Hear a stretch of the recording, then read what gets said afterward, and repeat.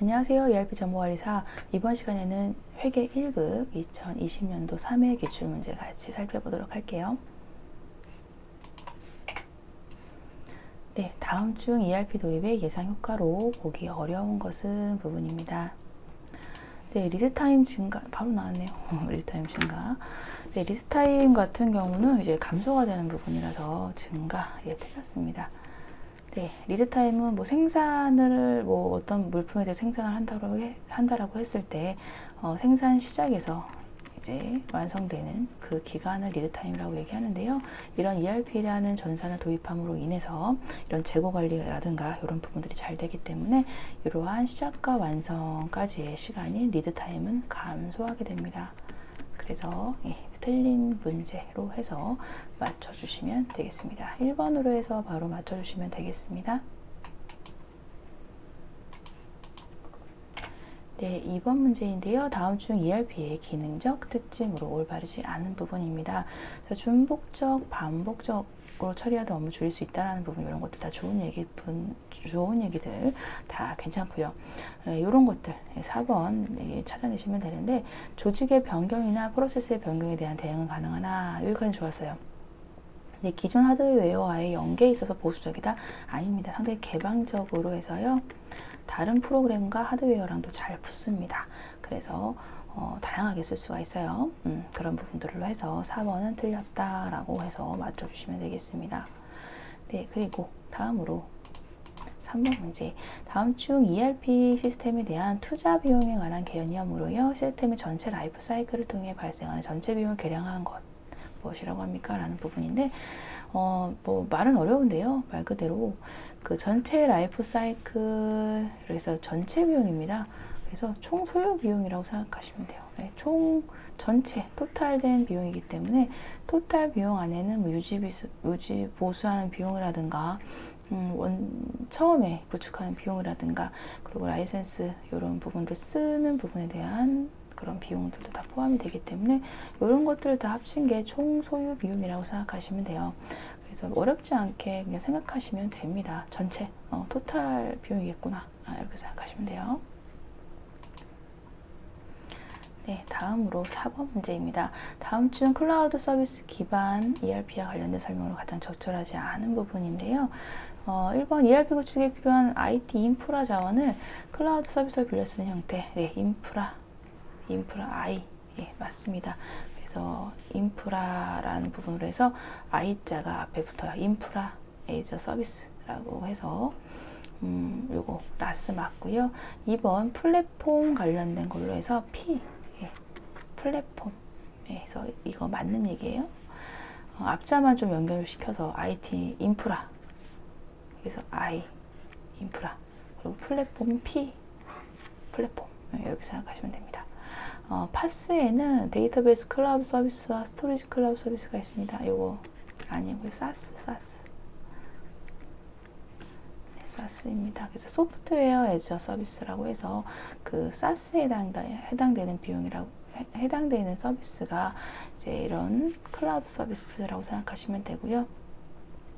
4번이 이제 정답, 4번도 맞는 설명으로 해서 사스에 대한 개념이 잘 설명되어 있습니다. 그래서 우리가 쓰고 있는 클라우드 ERP라든가 이런 것들이 다 사스에 해당되는 것들이라고 보시면 돼요. 네이버 클라우드도 마찬가지고.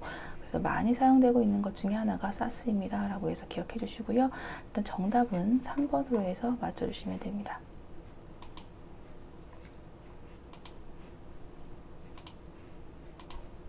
네, 5번. 다음 중 차세대 ERP의 비즈니스 애널리틱스 관한 설명으로 적절하지 않은 부분인데요. 이런 비즈니스 애널리틱스는 이제 그 말 그대로 분석한다라고 생각하시면 됩니다. 그래서 분석을 하기 위해서는 구조화된 데이터뿐만 아니라 비구조화된 데이터, 이런 동영상 같은 거, 그런 것도 비구조화된 데이터라고 얘기하는데, 그런 것들도 다 활용을 하고 있습니다. 그래서 구조화된 데이터만, 요거 틀린 설명 1번으로 골라주시면 되겠고요. 다른 것들은 읽어보시면 되겠습니다. 네, 6번 문제입니다. 자, 회계는 크게 재무회계와 관리회계로 분되기도 하는데요. 다음 중 재무회계의 특성을 설명하는 내용은 가장 적절한 부분입니다. 객관성이 있고 검증 가능한 정보를 제공합니다. 네, 재무회계 같은 경우는 그 외부 이용자들에게 이제 경영상에 유용한 정보를 제공하기 위한 뭐 그런 것들이죠.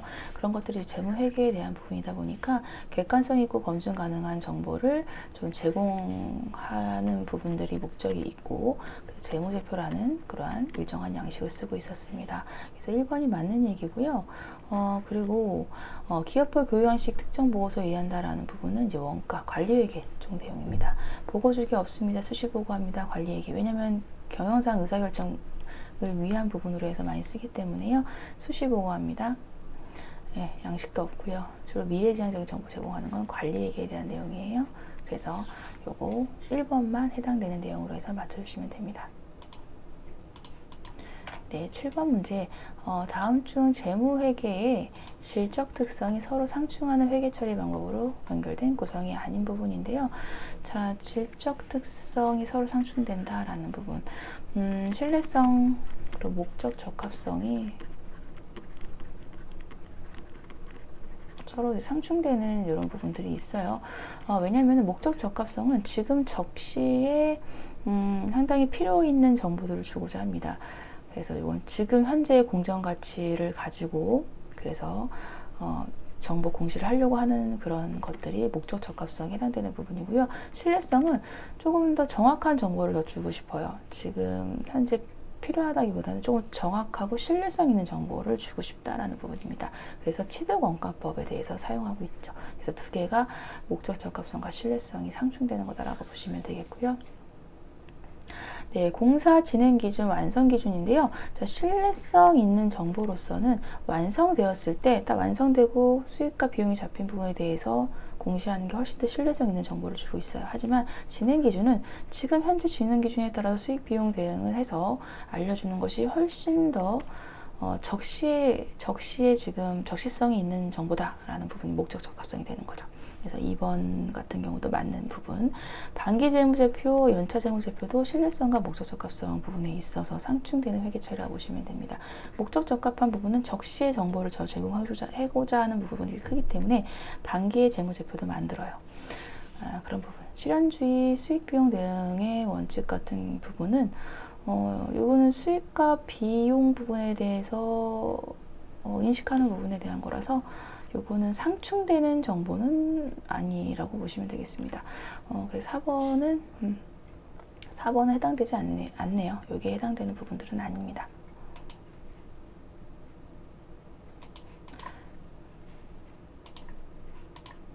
네, 8번 문제인데요. 기업에 조달된 자금이 어떻게 투자되어 운용되고 있느냐에 대한 정보는 투자 및 신용의 의사결정에 유용한 정보를 제공합니다. 그래서 자금 운영에 대해서 내용에 대한 그런 투자 활동 정보를 얻기 위해서는 어느 재무제표의 어느 부분을 주로 확인하느냐라는 부분인데요. 자, 조달된 자금이 어떻게 투자되어 운용되고 있느냐라는 부분입니다. 그래서 자, 재무제표, 재무상태표, 자산, 왜 이래? 재무상태표 또 삐뚤어졌네요. 네, 마음에 안 들어. 다시 할 거야. 네, 네, 재무상태표가 이렇게 이렇게 있으면 네, 자산, 네, 그냥 봐주세요. 네, 부채, 이제 자본 이렇게 있는데. 자, 자금이 조달되는 부분들은 부채에 해당되는 사채라든가 자본에 해당되는 뭐 자본금 같은 것들이 이제 조달되는 부분이 됩니다. 그리고 조달된 부분이 투자돼서 어떻게 운용되는가라는 부분은 자산 쪽에 투자가 돼서 운용되는가라는 부분이에요. 그래서 뭐 유동자산 쪽이라든가 비유동자산에 해당되는 뭐 건물이나 이런 것들에 대해서도 그렇고 자금 조달된 게 잘 투자돼서 쓰이고 있느냐를 판단할 수 있는 부분은 자산 항목이라고 보시면 돼요. 그래서 재무상태표의 차변이 맞는 얘기가 됩니다. 3번을 정답으로 골라주시면 되는 부분이었네요. 네, 9번 문제입니다. 다음은 자본 항목 중 주주와의 자본거래로 인해 발생한 항목이 아닌 것 부분입니다. 네, 자본거래로 발생한 항목. 자, 지금 보시면 자본금, 주식 발행 초과금, 자기 주식 처분 손익 같은 경우는 자본 거래로 인해 발생한 항목으로 보실 수가 있습니다. 왜냐면은 자본 항목이 자본 거래에 의한 것과 손익 거래에 의한 것으로 해서 나눠주는데, 자본 거래에 의한 거는 자본금과 자본 잉여금과 자본 조정 항목이었고요. 손익 쪽으로는 기타 포괄 손익 누계에, 네, 그리고 이익잉여금 이렇게 되어 있었어요. 그래서 요거 합쳐진 게 자본 항목, 자본의 오형제에 해당되는 항목이었습니다. 자본금, 주식 발행 초과금은 자본잉여금, 자기주식 처분 손익도 자본잉여금. 그렇기 때문에 자본거래에 의한 거다라고 보시면 되겠지만, 매도 가능 증권 평가 손익 같은 경우는 기타 포괄 손익 두 개 항목이기 때문에 손익거래에 의한 거다라고 보시면 되겠습니다. 네, 10번입니다. 다음은 단기 회계 기간 중에 외상매입금에 대한 T 계정이에요. 네, 그래서 관련 설명으로 적절하지 않은 것을 찾아라 라는 부분인데, 자, 외상매입금 부분은, 외상매입금은 부채 항목이죠. 그래서 정기 이월되거나 이런 부분들, 그리고 원재료를 사오거나 이렇게 해서 외상매입금이 늘어난 부분은 대변 쪽에 증가가 되는 부분이고요. 그리고 보통예금으로 나간 부분, 외상매입금 갚은 부분은 차변 쪽으로 해서 외상매입금을 줄여주는 이런 부분들이 생기게 됩니다. 네, 그렇게 봤을 때 단기 중 순증가액 같은 경우 35만원 감소되었다라는 부분은 순증가액이죠. 50만원 매상 순증가액 50만원만큼 갚았어요. 그리고 정기 2월 된 거 제외하고 원재료는 15만원 늘었습니다. 그래서 순증가액은 50만원에서 15만원 제외한 35만원 감소로 해서 요거 맞게끔 되어 있는 부분입니다. 네, 그리고 요게 좀 헷갈린다라고 하시는 분들은 차변, 대변으로 해서 분개하셔도 돼요. 네, 차변, 대변 분개하셔도 괜찮습니다. 자, 그래서 외상매입금 부분이 줄어들면서 보통예금이 나간 부분입니다. 그래서 지금 보통예금 부분에 해당되는 그러니까 이게 분개로 됐을 때는 계정 과목 요거를 반대로 써주시면 돼요. 그래서 지금 차변에 보통예금이 배치되어 있지만 사실상 요건 외상매입금이 보통예금 자리로 가야 되니까 차변에 외상매입금 50만원 이렇게 해서 줄어든 거고요. 대변에 보통예금이 50만원 나간 이러한 처리가 된 겁니다. 이렇게 분개로 하셔서 보셔도 상관은 없어요. 근데 어쨌든 외상매입금 부채 항목이니까 부채 항목의 제자리에서 올라가는 거, 그리고 줄어드는 거, 뭐 이렇게 확인하시는 것도 괜찮고요. 어떤 것은 상관없습니다. 네, 감소된 거 여튼 1번은 맞는 얘기. 자, 2번 단기 중 상환하지 못한 외상매입금은 65만원이다 라는 부분인데, 상환하지 못한 외상매입금 65만원. 네, 차기 2월된 부분은 단기에 보통예금으로 해서 상환하지 못하고 차기로 외상매입금이 2월이 된다라는 부분이라서 상환되지 않은 외상매입금 65만원 맞고요. 올해 초부터 갚아야 할 외상매입금은 100만원이다 라는 부분으로 해서 올해 초부터 갚아야 될 거 100만원, 네, 정기에서 2월 되어 온 거 있죠? 그래서 맞는 얘기. 지난해 말까지 갚지 못한 외상매입금은 얼마인지 알 수 없다라는 부분인데, 지난해 말까지 단기 회계 기간 외상매입금? 지난해 말까지 갚지 못한 외상매입금이 2월 돼서 왔으니까 100만 원인 거 알 수 있잖아요. 4번 틀렸죠. 네, 이렇게 풀어주시면 되겠네요.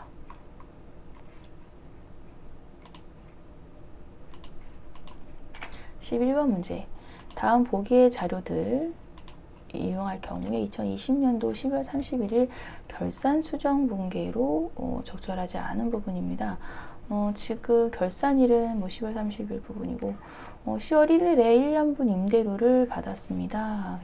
분개했어요. 수익으로 이제 인식을 1년치 거 다 했네요.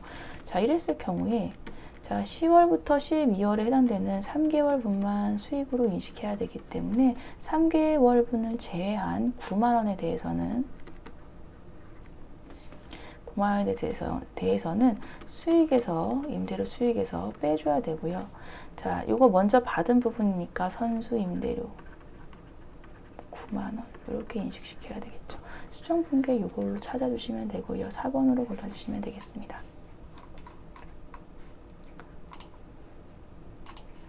네, 12번 문제입니다. 대손충당금 계정이 다음과 같을 경우 단기말 계상해야 하는 대손상각비, 대손충당금 각각 얼마인가라는 부분이에요.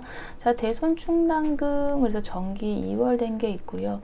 지금 매출채권 35,000원으로 해서 그 남아있는 매출채권, 대손충당금 계정에서는요, 지금 정기 2월 된 거, 그리고 요 매출채권으로 되어 있는 거는 대손충당금에서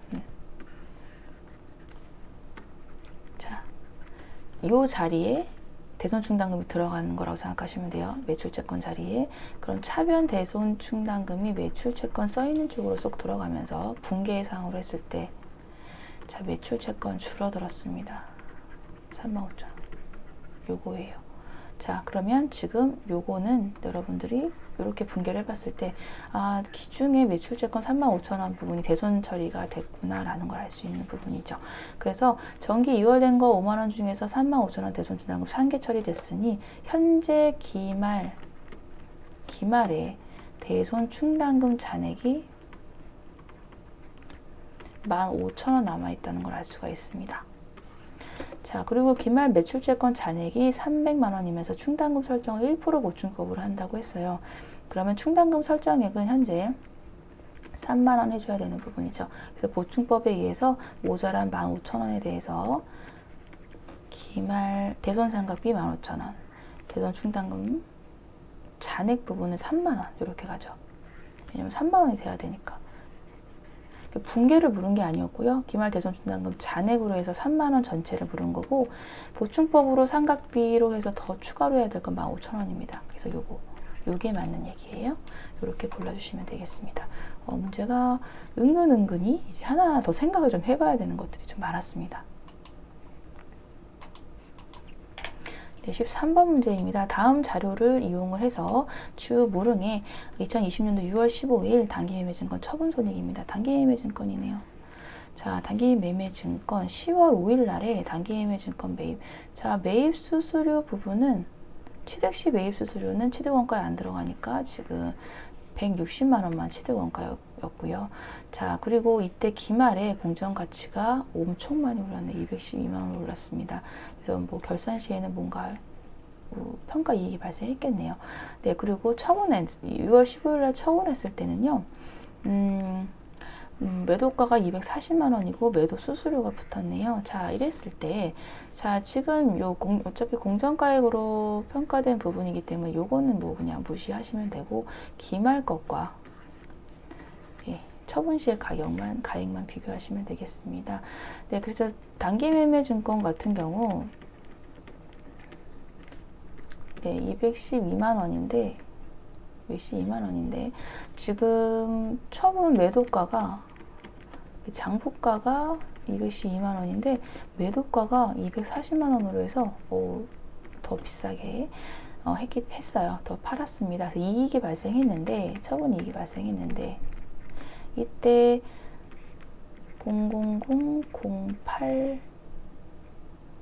28만 원만큼의 해당되는 처분 이익이 발생했지만, 자, 처분 시 매도 수수료는 처분 이익에서 차감하세요 라는 거였죠. 7,560원. 그래서 결론적으로는 272440 요게 정답이 되겠습니다. 정답 1번으로 골라주시면 되겠습니다.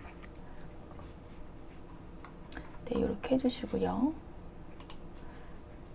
네, 다음 14번 문제. 네, 주택평량은 증자를 위해서 보통주 200주를 1주당 400원에 발행을 하고 대금은 당좌예금 했습니다. 위 주식 발행에 대한 회계처리 설명 중 적절하지 않은 부분인데요. 보통주 부분으로 해서 액면금액 200주 400원에 발행. 자, 당좌예금 했습니다. 자, 보시면 자, 자본금은 액면금액으로 계산을 해야 되기 때문에 네, 자본금 500원 곱하기 200주 이렇게 해서 자본금은 10만 원이 되는 부분이고요. 자, 당좌 예금 되었으니까 당좌 예금은 400원씩이에요. 그래서 400원 곱하기 500원에서 지금 당좌 예금 들어온 건 8만 원입니다. 모자란 2만 원만큼은 주식 발행하면서 주식 할인 발행하면서 할인된 주식 할인 발행 차금 이렇게 되는 부분이고요.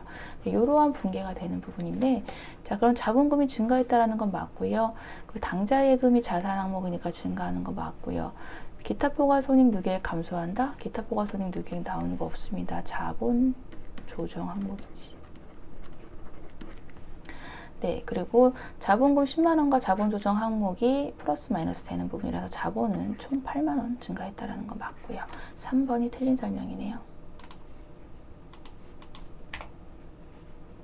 네, 15번 가도록 하겠습니다. 다음은 2020년도 회계 연도 손익계산서 부분에 대한 항목입니다. 영업이익을 계산하라 라는 부분입니다. 영업이익, 자, 매출액에서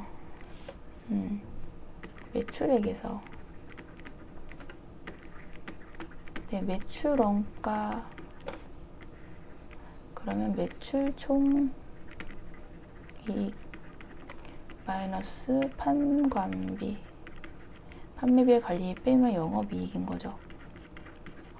자, 여기서 이제 매출액 부분은 나왔으니까 지금 보시면 되는데, 자, 매출액에서 좀 생각해야 될 부분이 매출액에서 생각할 부분, 매출 환입이라든가 이런 것들이 있나?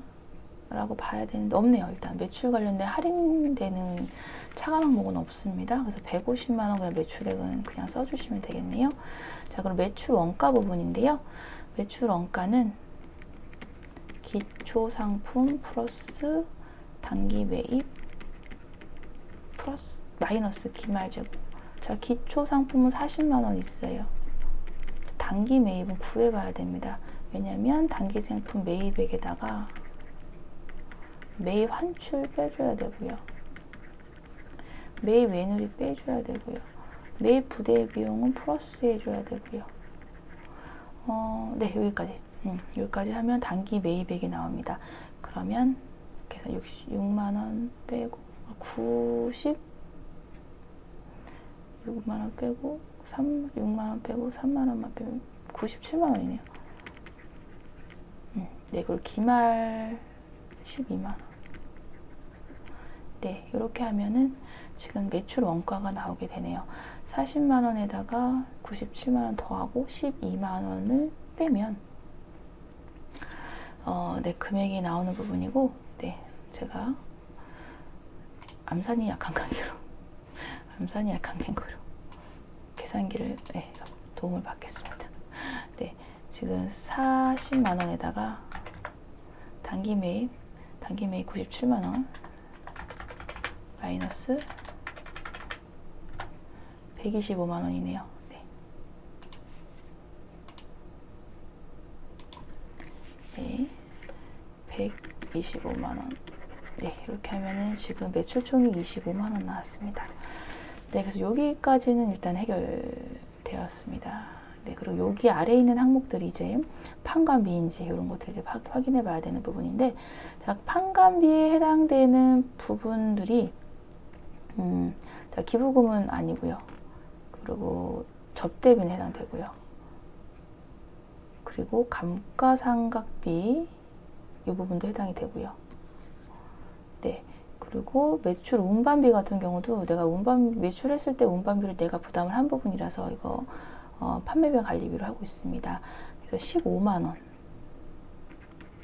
기타 대손상각비 아니에요. 대손상각비는 판관비지만 기타의 대손상각비는 영업의 비용이었죠. 15만 원. 영업이익 10만 원. 이게 정답이 되겠습니다. 정답 10만 원입니다. 네, 이렇게 정리해 주시고요.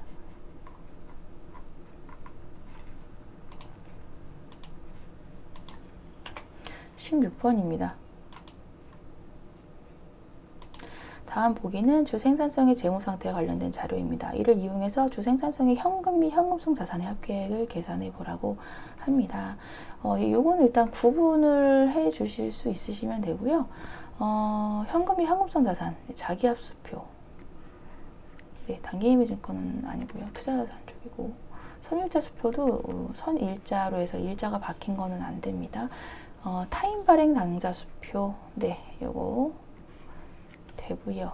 우편한 증서도 바로 가서 바꿀 수 있고 보통예금도 되고요. 우편은 안 돼요. 네, 전신환증서 되고요. 배당금 지급통지서도 바로 바꿀 수 있으니까 되는 부분입니다. 네, 이렇게 다 더해주시면 되는 부분이고, 네, 더해주시면 네, 1,800원 나오실 거예요. 1,800원.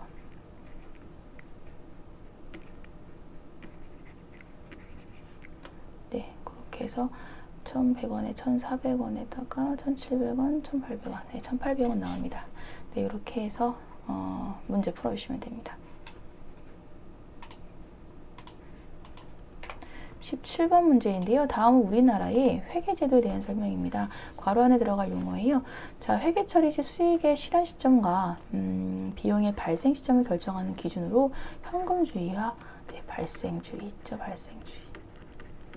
네, 현금주의는 실제로 현금 주고받을 때 비용 수익 인식하는 부분. 그래서 현금 흐름표는 이런 현금주의에 의해서 기록이 됩니다. 그리고 발생주의란 수익은 획득된 시점의 인식, 비용은 발생된 시점에 인식하는 기준입니다. 네, 그래서 우리나라의 경우에는 발생주의 회계가 원칙이고요. 외외적으로 현금주의 회계, 즉 현금 흐름표에 관련된 회계도 인정하고 있다는 부분입니다. 발생주의가 정답이었네요. 다음으로 18번 문제, 이제 세법 관련된 부분이네요. 자, 다음 우리나라의 부가가치세 법에 대한 설명 중 가장 거리가 먼 항목인데요. 부가가치세 같은 경우는 납세 의무자의 인적사항 고려하지 않은 물세고요. 담세자의 능력을 고려하지 않는 단위세율, 10% 단위세율을 적용하고 있습니다. 원칙적으로 모든 재화 용역의 소비행위 사실에 대해 과세하는 일반 소비세, 개별 소비세 아닙니다. 일반 소비세 맞고요. 정부 부가에 의해서 하는 거 아닙니다. 신고납부제도입니다.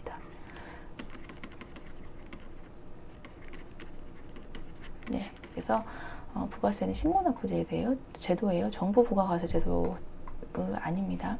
정부 부가가세 제도 같은 경우는 상속세, 증여세 이런 것들이 해당된다고 보시면 돼요. 별로 없어요. 네, 19번. 다음 중 세금계산서에 대한 설명으로 적절하지 않은 부분인데요. 간이가세자는 세안에서 발급하지 않습니다. 네, 맞습니다. 간이가세자는 영수증 발행할 수 있어요. 네, 그래서 세금계산서를 발급해달라고 쫄라도 간이가세자는 세금계산서를 발행할 수가 없습니다. 영수증만 발행할 수 있어요. 수입재화에 대해서는 영세율 세금계산서가 발급이 됩니다. 수입재화는요, 영세율 세금계산서가 아니라 세관장, 수입세관장이 수입세금계산서를 발급해요. 네, 2번 적절하지 않은 걸로 해서 바로 맞춰주시면 되겠습니다. 내국 신용장 혹은 구매 확인서에 의한 거는 세금계산서 발급해야 되는 부분들이 있고요. 세금계산서 필요적 기재사항으로는 작성연월일. 작성연월일이 있어야 되는 이유는 과세 그 기간에 해당되는 일자를 알기 위해서니까 필요적 기재사항에 해당된다라고 보시면 됩니다.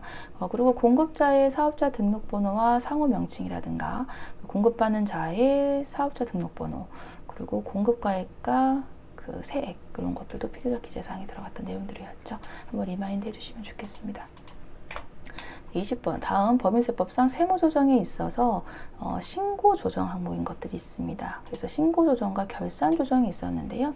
자, 결산조정 같은 경우는 내가 신고서에 결산서에 반영을 해야지만 인정을 해주는 부분 이게 결산조정 부분이고요. 대표적인 게 감가상각비라든가 대손충당금이라든가 퇴직급여 충당금 이런 것들이 있었습니다. 세무조정으로 있어서 신고조정 항목인 부분은요. 퇴직연금보험료 4번 요거예요.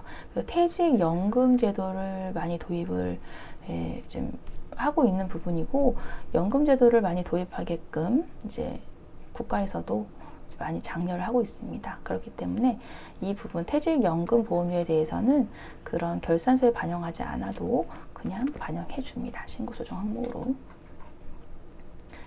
그래서 이제 퇴직연금 조정 같은 것들이 해당된다라고 봐주시면 되겠고요. 네, 21번 부가가치세가 있어서 간주 공급에 대한 부분 으로 해서 설명한 것입니다. 자기 사업과 관련해서 취득한 재화를 면세 사업에 사용하는 것은 자가 공급에 해당되는 거로 해서 면세 전용, 자가 공급 안에서도 면세에 전용하는 걸로 해서 맞는 얘기고요. 2번 자기 사업과 관련해서 취득한 재화를 불특정 다수에게 증여하는 경우 재화의 공급으로 봐서 간주 공급으로 의제해서 세금을 물립니다. 폐 없이 잔존 제한은 잔존 제한 판매 시가 아니고요.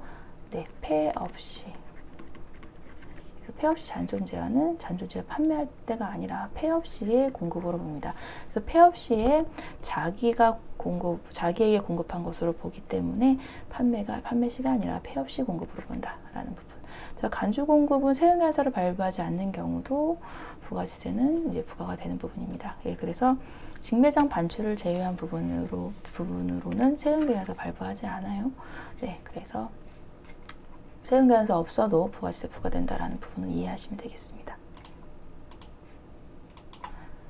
22번 문제입니다. 다음은 식품회사인 주무릉의 2020년도 1기 예정신고 기간 동안의 거래 내역입니다.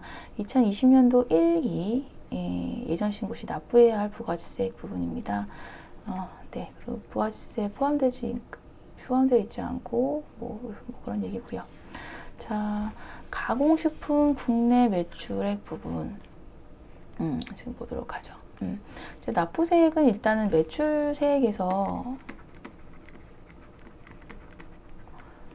매입세액 뺀 게 이제 납부세액이 되는 부분인데,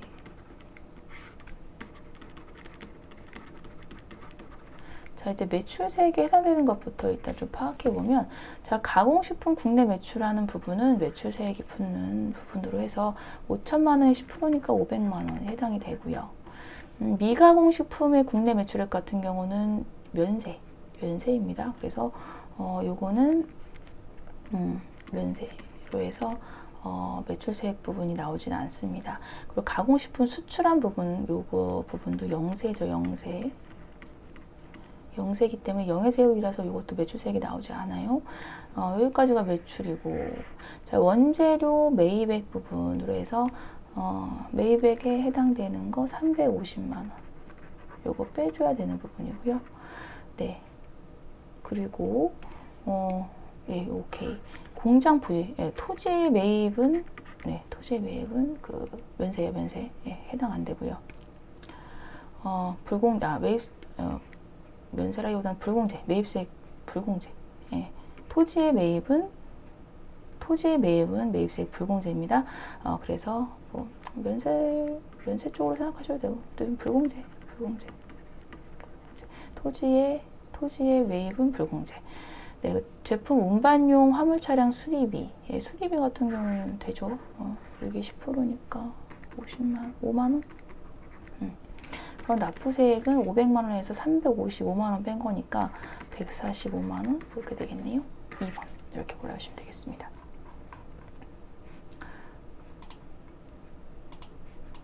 (23번) 다음 중 부가세법상 면세 대상인 항목입니다. 그래서 이거 면세에 대해서 좀 정확히 좀 알고 있었어야 풀 수 있는 문제여서 이런 문제들이 좀 되게 힘든 것 같아요. 보겠습니다. 통조림 가공됐어요. 안 되고요. 막김도 가공됐어요. 안 되고요. 생수도 안 되고요. 네, 지하철 같은 경우는 되죠. 지하철은 되고요. 자, 그리고 토지의 공급 같은 경우, 네, 요거 밀가루도 해당되고요. 가공되진 않았으니까. 네, 그리고 유연탄 안 되고요. 토지의 공급도 면세.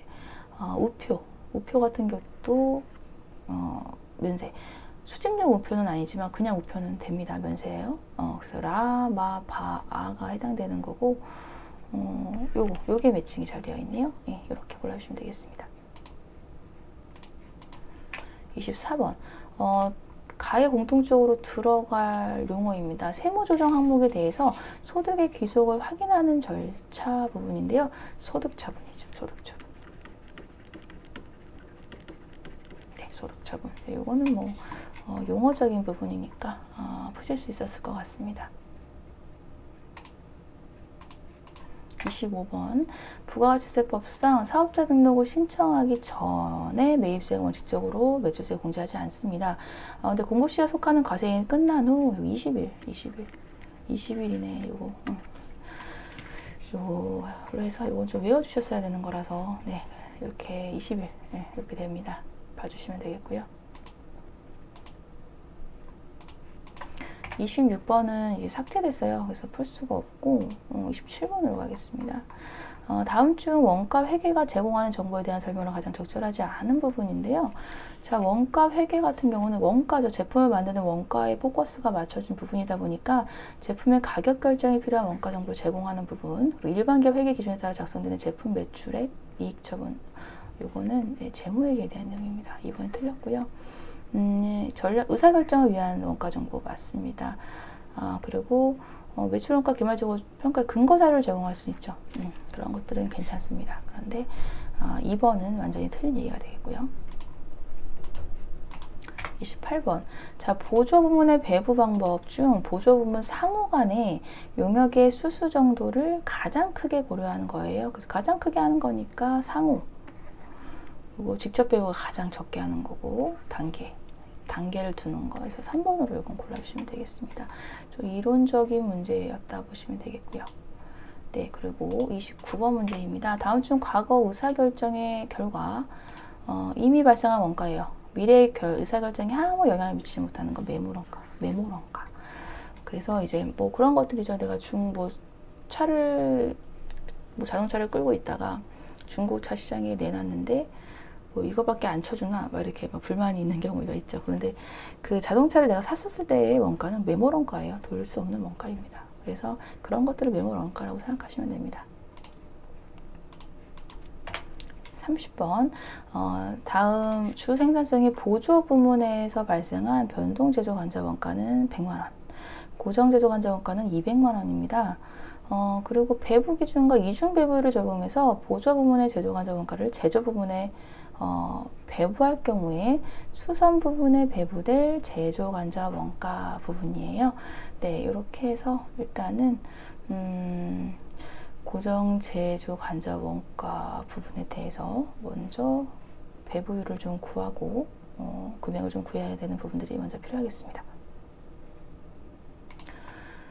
일단 지금 이중 배부율법이라는 게 좀 생소하실 것 같습니다. 그 나온 적이 없던 것 같아요. 네, 제 기억으로도 없던 것 같습니다. 근데 일단 이중 배부율법은요, 요거라고 생각하시면 돼요. 자, 변동 제조 간접 원가는 실제 해당되는 시간을 이용하고요.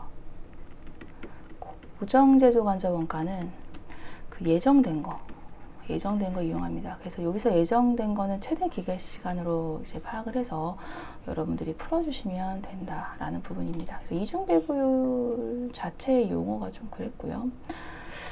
이렇게까지 나와야 되나? 근데 푸는 거는 요걸 아시면 푸는 법은 어렵진 않으셨을 텐데 이중 배부율법은 나오긴 할까 싶습니다. 너무 어렵게 나온 것 같아요. 여튼 그렇습니다. 네. 자, 그래서 변동은요, 지금 간접원가 100만 원 주어진 걸로 해서 있는 부분인데, 요거를 실제 기계 시간 해당되는 것이 수선 부분만 봐야 되니까, 두 개 합친 게 총 800시간 중에서 수선 부분에만 쓴 320시간을 실제 기계 시간 대비해서 배부했다라는 얘기입니다. 40만 원 변동 제조 간접 원가는 40만 원으로 배부를 한 부분이고요. 고정 제조 간접 원가는 지금 200만 원인데 최대 기계 시간이 1600시간을 800시간 해당되는 수선 부분으로 나눈 거라고 생각하시면 돼요. 그래서 이중 배부율법은 뭐 그런 거다라는 정도만 이참에 그냥 알아두시면 되겠고, 두 개 더한 값이 총 배부될 제조 간접 원가가 되는 부분입니다. 140만 원. 네, 요거예요. 이렇게 해서 풀어주시면 되겠습니다. 31번인데요. 다음 보기 자료를 이용해서 계산할 경우에 목표 이익을 달성하기 위한 목표 매출액 부분입니다. 목표 매출액, 일단 손익분기점 매출액을 가지고 고정비를 먼저 구해야 되겠습니다. 그래서 손익분기점 매출액은 공헌이익률 분의 고정비, 예, 이렇게 되는 부분이죠. 그래서 고정비는 결론적으로 50%가 곱해지니까, 네, 고정비는 50만 원. 네, 고정비 일단 구했어요. 네, 그리고 목표 이익 달성하기 위한 걸 첫 번째 구했고요. 두 번째, 네, 목표 이익 달성하기 위한 거는 고정비에다가 목표이익만큼을 더한 거를 공원이익률로 이렇게 나눠주면 목표이익 달성하기 위한 목표 매출액이 나옵니다. 120만 원 이렇게 60만 원에서 120만 원 이렇게 나오는 게 맞네요. 정답은 120만 원 이렇게 되겠습니다. 네, 32번 문제인데요. 자, 주 생산성은 종합 원가 계산 제도를 채택하고 있습니다.